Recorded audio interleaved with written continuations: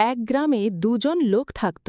একজনের নাম ছিল কালু, আর একজনের নাম ছিল ভোলু। কালু খুবই চালাক আর লোভী ছিল।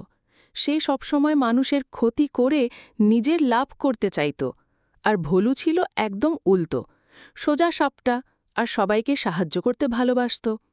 একদিন কালু ভাবল ভোলুর সরলতা কাজে লাগিয়ে তার সব টাকা হাতিয়ে নেবে। সে ভোলুকে বলল, কালু দেখ, পাশের জঙ্গলে একটা গুপ্তধন আছে, আমরা দুজনে ভাগাভাগি করে নিয়ে আসি, তখন তোর আর গরিবই থাকবে না। ভোলু সহজ সরল, সে বিশ্বাস করে ফেলল। দুজন জঙ্গলে গেল।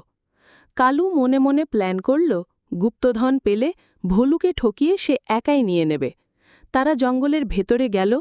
হঠাৎ কালু পেছন থেকে ভোলুকে ধাক্কা মেরে একটা গর্তে ফেলে দিল।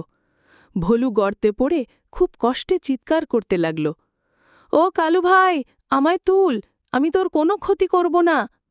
কিন্তু কালু তো শোনে না। সে গিয়ে গুপ্তধন খুঁজতে থাকল। আর তখনই ঘটল বিপদ। গুপ্তধনের পাহারাদার ছিল এক বিশাল সাপ।